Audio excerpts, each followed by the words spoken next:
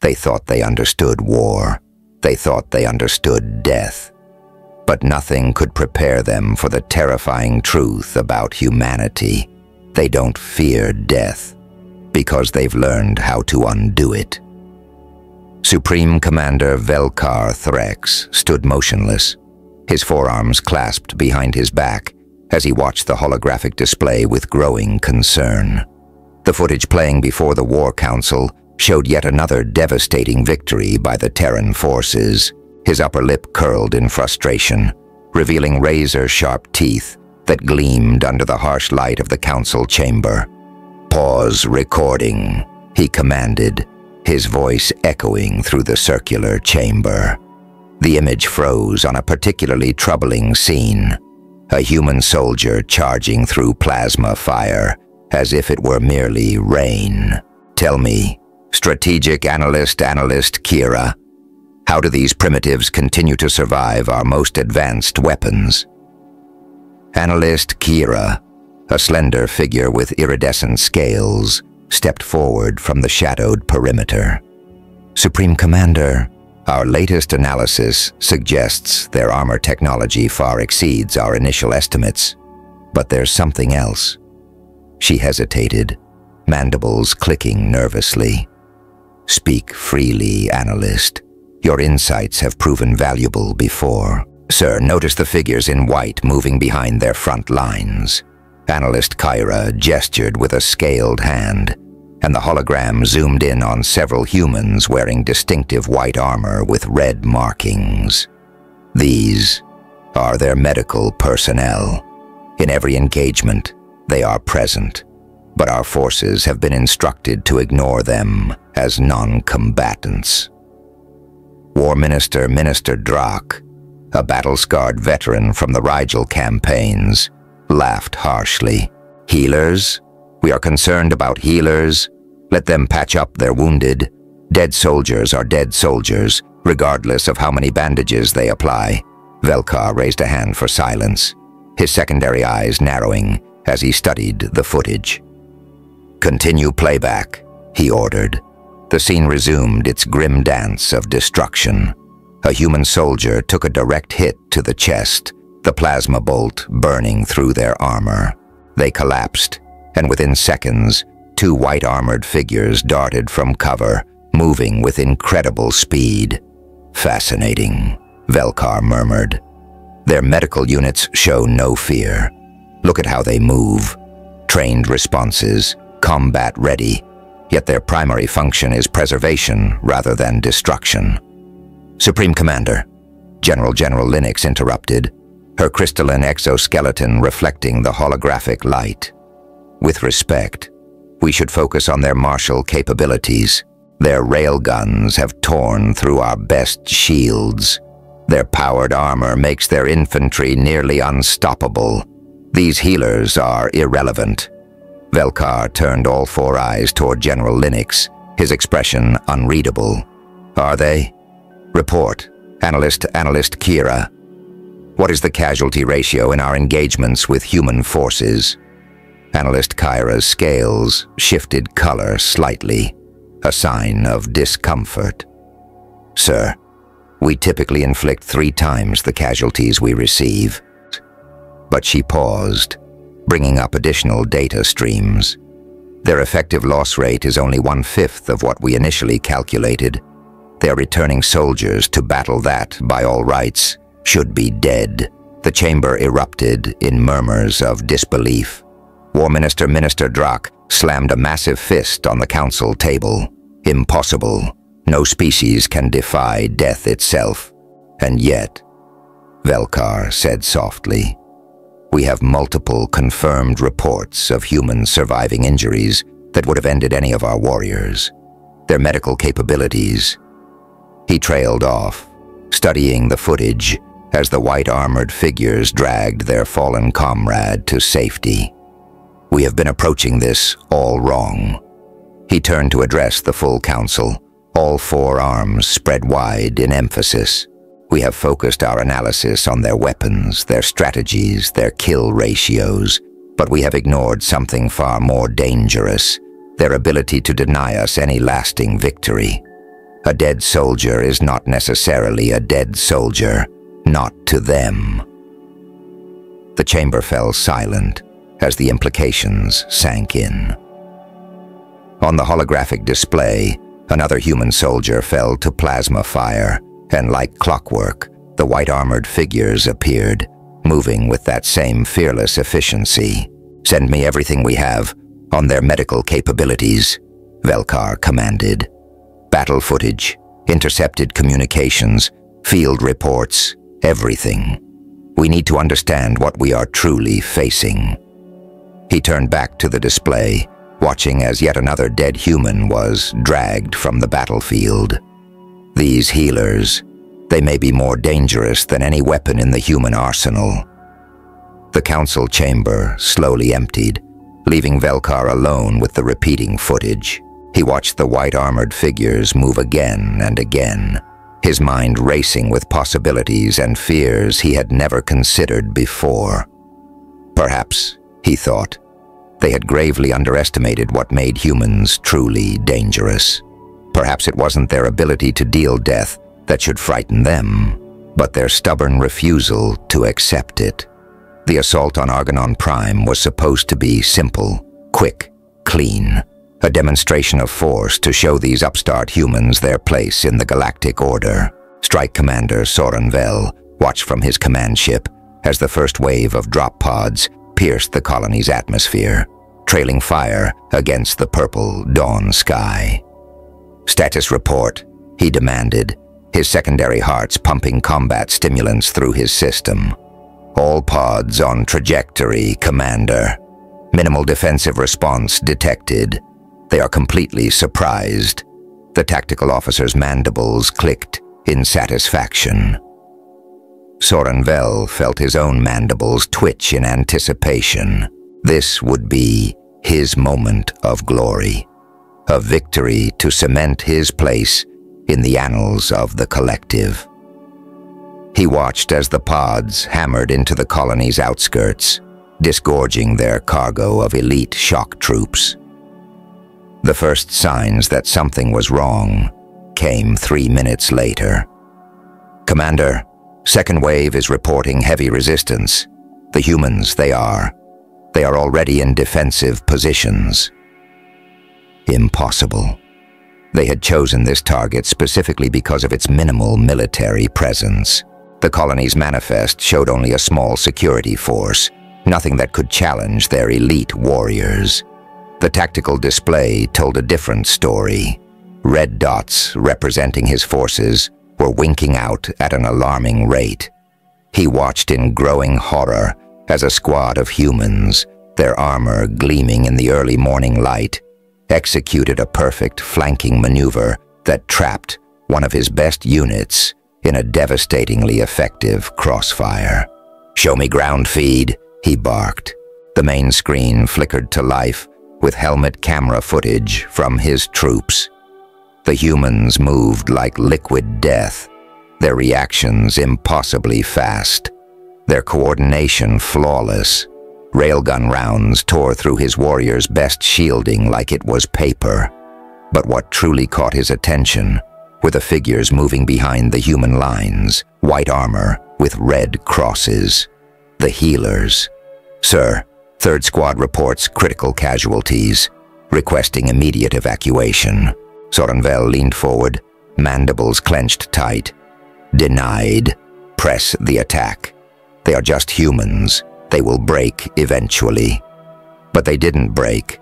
If anything, they fought harder. And those white-armored figures, they were everywhere. He watched, transfixed, as one of his warriors scored a direct hit on a human soldier. The human went down, blood spraying from a wound that should have been instantly fatal.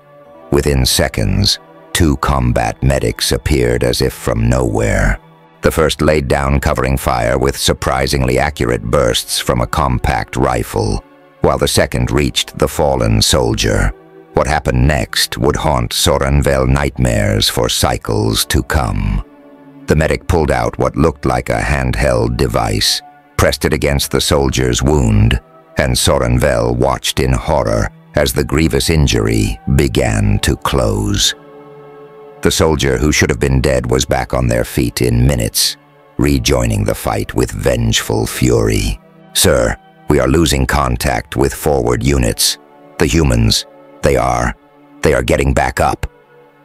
Sorenvel slammed all four hands against his command console. "Impossible.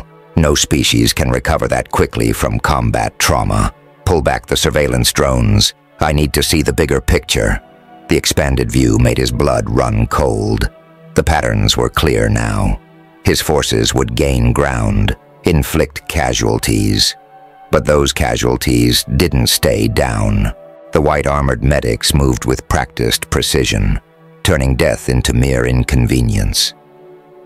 "Commander," his second-in-command spoke quietly. "Our forces are reporting psychological distress. Watching their kills rise again, it's affecting morale." A human voice crackled over their intercepted communications. "Combat Medic Team Delta, we have got multiple casualties in Sector 7. Trauma packages authorized." Sorenvel watched as several medics broke from cover, each carrying what looked like simple bags. They moved with the same confidence as their warrior counterparts, completely unfazed by the plasma fire sizzling past them. One took a glancing hit to their armor and didn't even break stride. Trauma packages deployed, beginning mass casualty protocol. The next few minutes defied everything Sorenvel thought he knew about warfare. The humans he had personally seen fall to his force's weapons were returning to the fight, not just surviving, but fighting at full combat effectiveness. Their wounds sealed before his eyes, broken bones stabilized, massive trauma reversed through means he couldn't begin to comprehend. "All units fall back," he ordered, his voice hoarse. "Priority evacuation now." And as his forces retreated in something approaching panic, Sorenvel couldn't tear his eyes from the medical team still operating on the battlefield.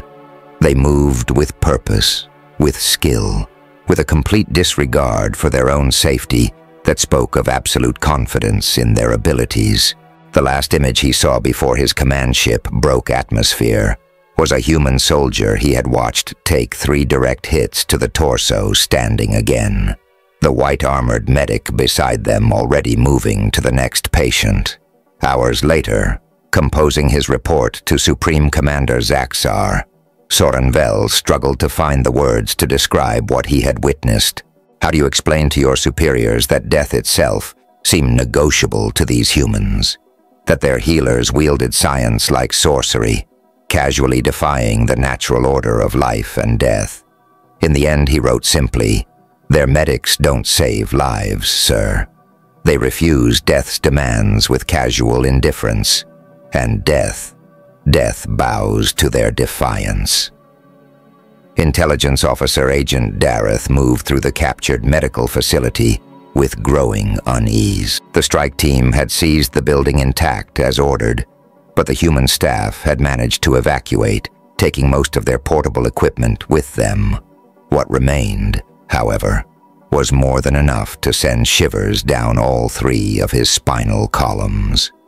"Report," he subvocalized to his analysis team, spread throughout the facility. "What have you found?" "Sir," came the first response. "You need to see this yourself. 3rd floor, Operating Theater 2. The lift hummed as it carried him upward. 2 armed guards flanked him, their weapons ready, despite the facility being cleared hours ago. The mental imprint of those combat footage videos of fallen humans rising to fight again had left everyone on edge. The operating theater was a study in white and steel, surprisingly similar to their own medical facilities, yet fundamentally different in ways that made his scales itch. Science Officer Nara met him at the entrance. Her normally blue scales shifted to a pale green of distress. "Sir, we found their surgical log," she said without preamble, "and their practice specimens. I don't know how to explain this." The center of the room held what looked like a teaching model, a human body split into layers, each system visible and labeled. But as Krex drew closer, his primary heart nearly stopped. "This isn't a model," he whispered. "No, sir, it's real. They do this for training.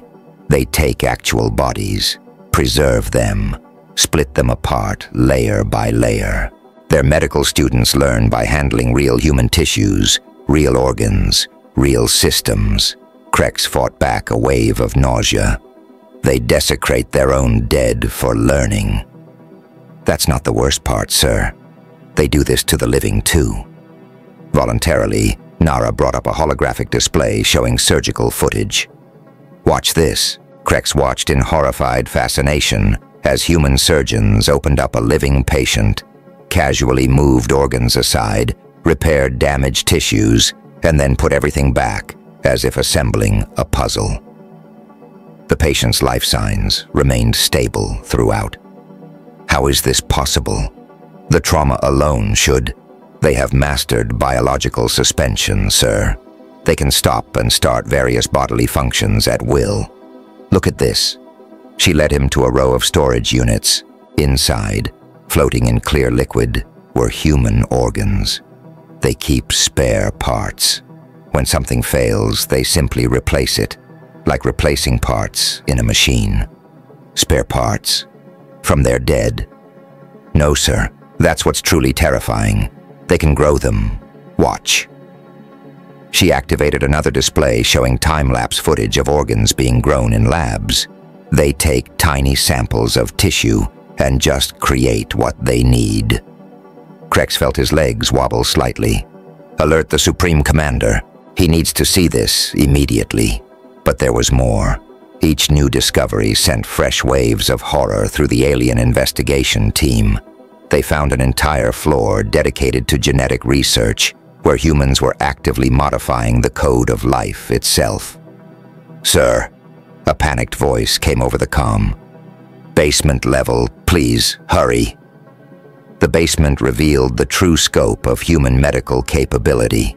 An entire wing was dedicated to limb replacement and regeneration.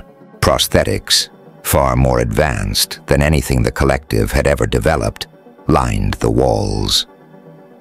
But it was the regeneration tanks that truly demonstrated the human's casual disregard for natural law. "Are those growing limbs?" Krex asked, staring at the row of tanks where half-formed arms and legs floated in nutrient baths. "Yes, sir. They can regrow lost body parts. The process takes time, but it works. We found the success rate data. It's over 90%. A junior analyst rushed in, his scales practically white with shock. "Sir, we cracked their primary database.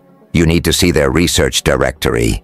The holographic display filled with project titles that read like science fiction, cellular regeneration, neural pathway reconstruction, consciousness transfer theory, age reversal studies. "By the void," Krex breathed. "They are not just healing anymore. They are trying to defeat death itself." He moved through the facility like a sleepwalker, each new discovery adding to the growing realization that they had catastrophically underestimated human medical science. They found rooms dedicated to trauma recovery, where humans learned to use new limbs, synthetic organs, and neural interfaces. Training facilities, where medical personnel practiced battlefield procedures that would be considered impossible miracles in collective medicine. "Sir," Nara called from another room, "I found their combat medic protocols. The documents detailed procedures that could be performed under fire in seconds, that could take a critically wounded soldier and return them to fighting condition. Nanite injection systems that could temporarily stabilize nearly any injury, portable surgical units that could perform emergency organ replacement in the field." "How?" Krex demanded. How did they advance so far in medical science? I think I know, Surnara said quietly. Look at their historical records. Every war, every conflict pushed their medical knowledge forward. They are the only species we have encountered that devoted as many resources to saving lives as to taking them. Their wartime medical advances, they never kept them as military secrets. They shared everything, used it to heal their civilians.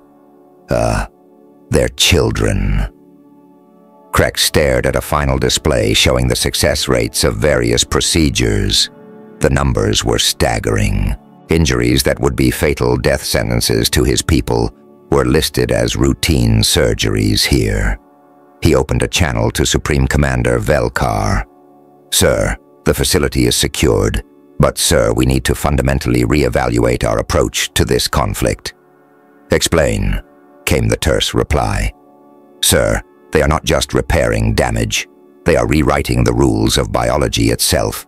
Every injury we inflict, they learn from. They adapt. They find new ways to fix it. And sir, he paused, struggling to put the horror into words. They are improving themselves.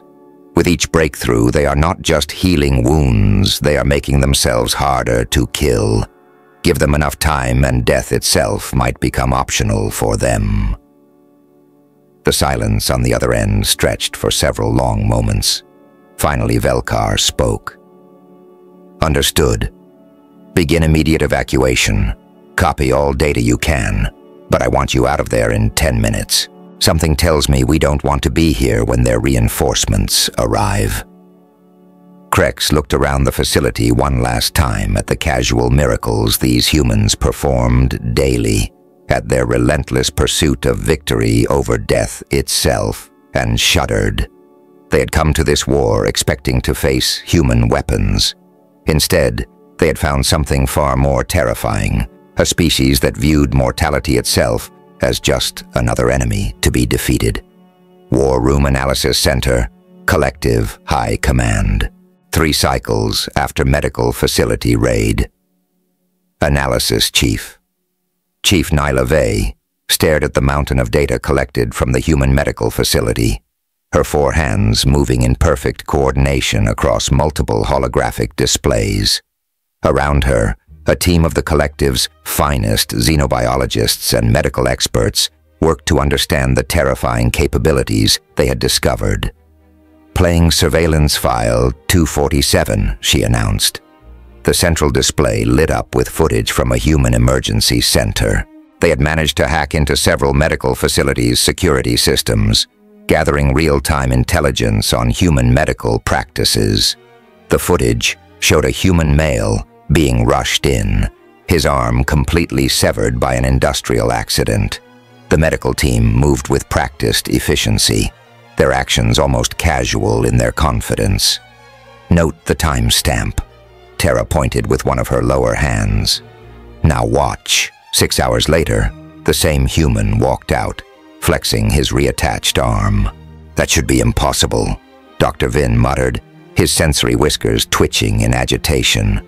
The nerve damage alone. They have mapped the entire human nervous system, Terra replied, down to the last synapse. Watch this next one. The display shifted to surgical footage. A human receiving a new heart.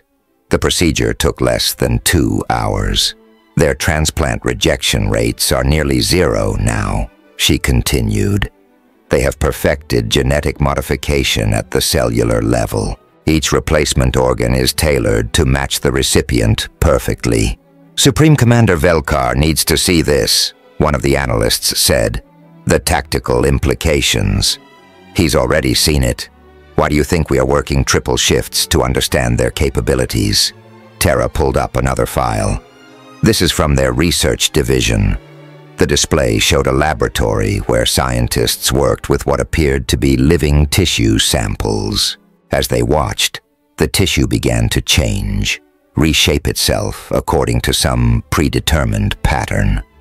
They are not just repairing damage anymore, Terra explained. They are learning to control biological processes at the molecular level. Look at this. She brought up a classified research paper their intelligence agents had acquired. The title alone sent shivers through the room. Project Phoenix, Complete Neural Pattern Transfer and Consciousness Preservation. They are trying to digitize their consciousness. Someone gasped. Trying. According to this, they have already succeeded in preliminary trials with simple neural patterns. They can literally save a backup of a brain's basic functions. The room fell silent as the implications sank in. Dr. Vin broke the silence first. What about their combat applications? Surely they can't perform these procedures on the battlefield. Terra's scales shifted to a deeper shade of blue, her species equivalent of a grim smile. That's the truly terrifying part. Watch this. New footage played, this time from a battlefield. A human soldier took a direct hit that shattered both legs. Within minutes, combat medics had arrived. They pulled out what looked like a simple medical kit, but the technology it contained defied belief. Portable nanofabricators, Terra explained. They can print temporary replacement bones right there on the battlefield, combined with their rapid healing compounds and neural stabilizers. How long?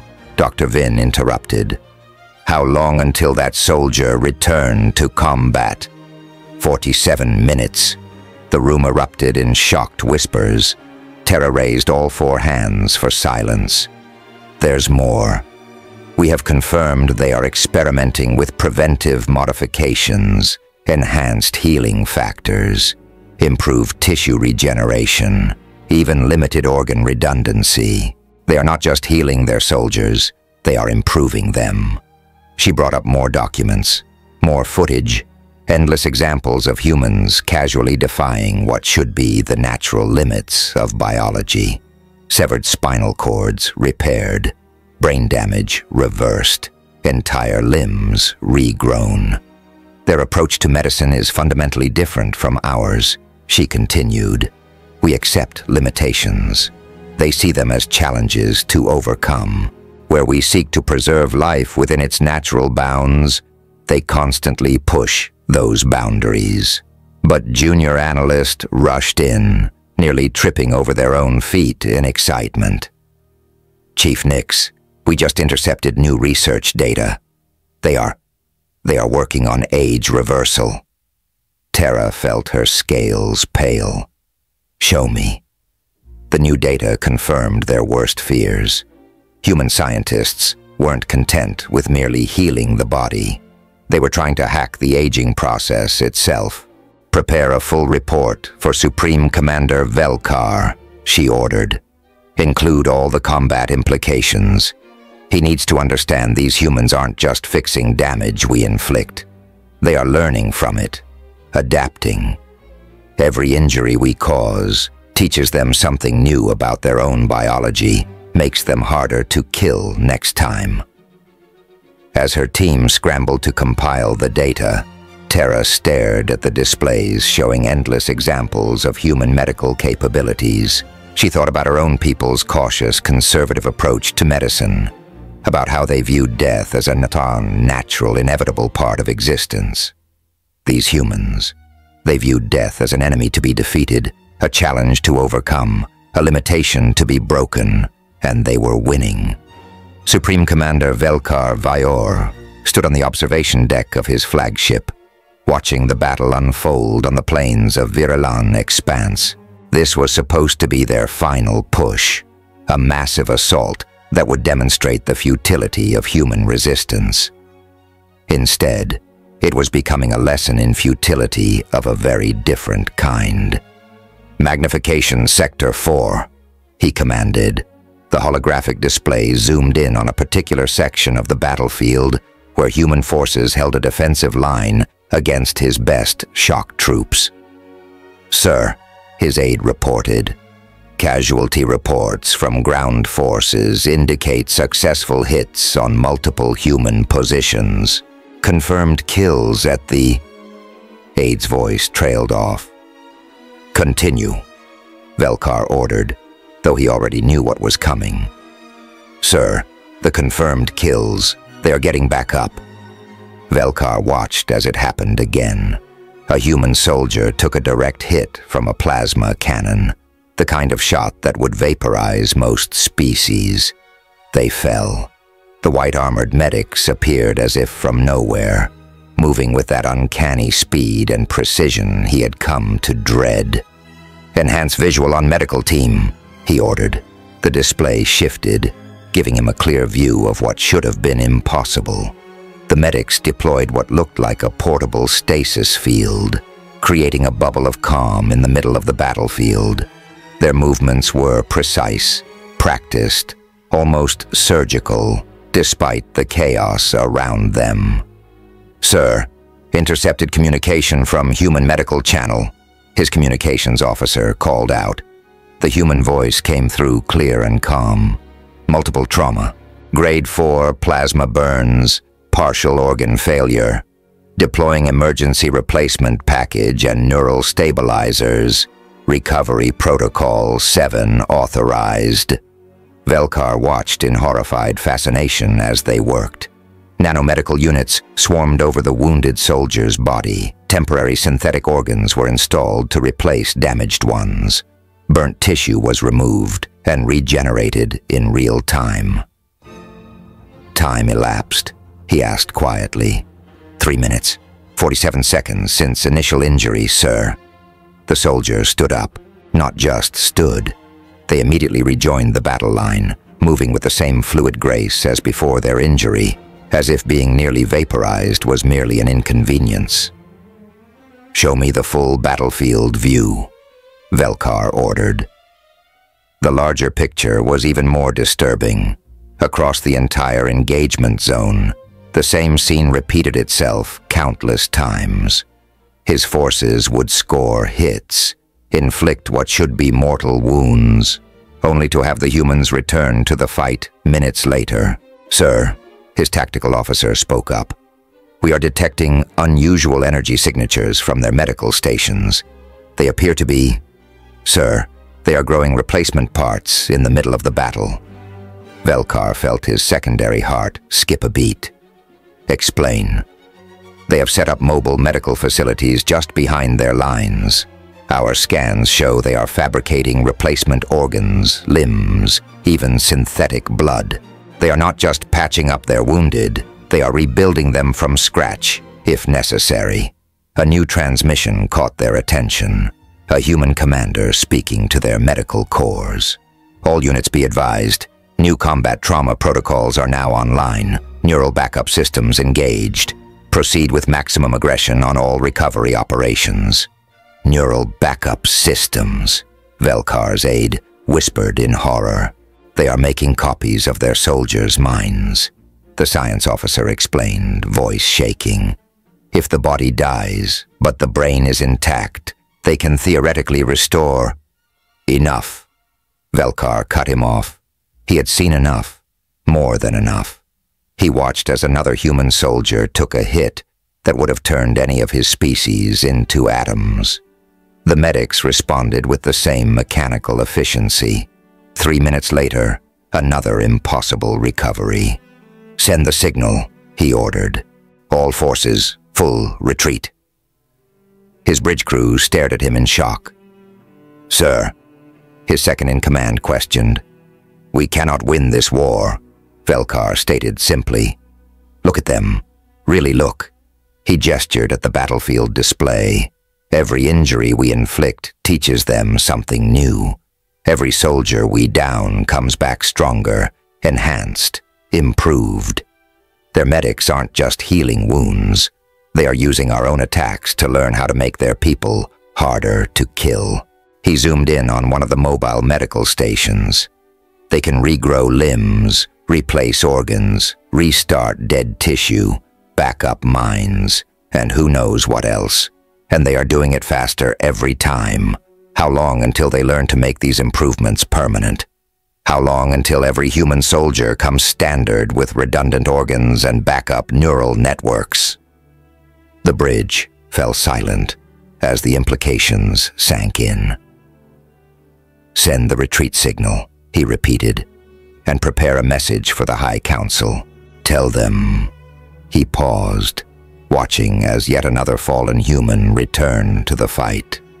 "Tell them we are not fighting soldiers anymore. We are fighting beings who have found a way to treat death as a temporary inconvenience, and they are getting better at it with every passing moment." As his forces began their withdrawal, Velkar continued to watch the human medical team's work.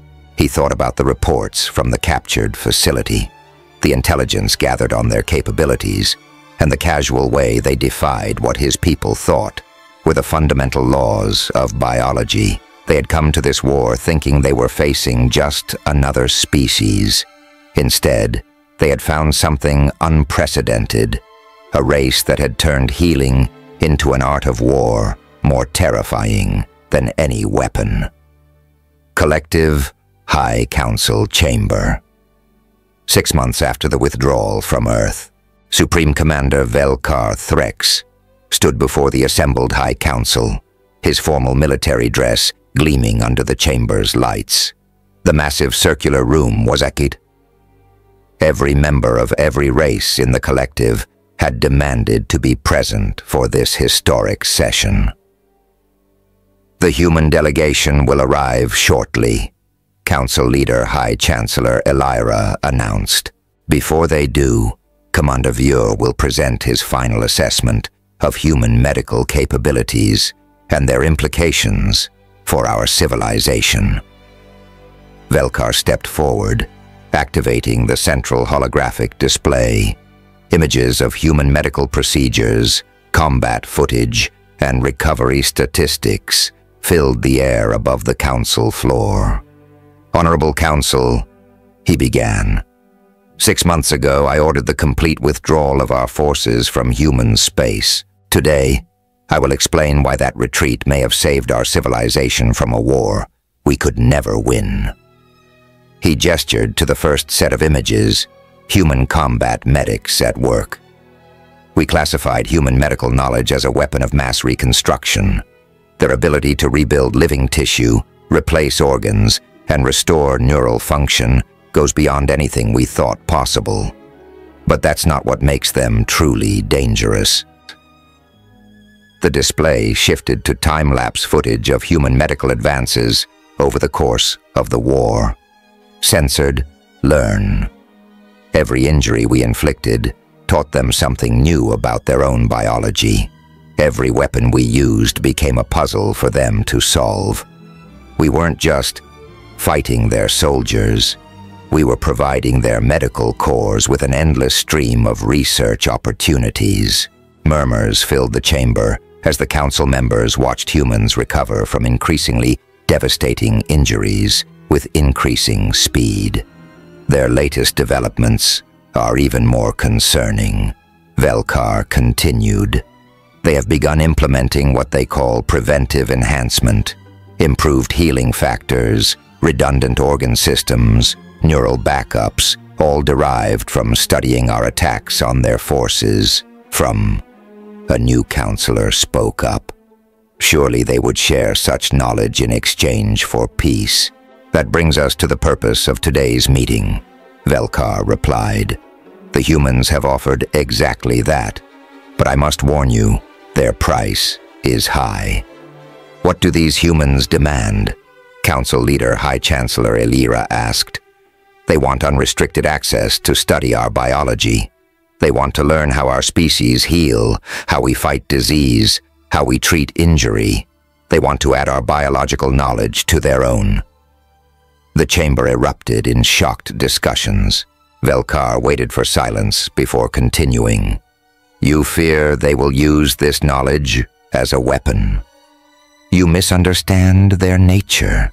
They don't want to learn how to hurt us more effectively.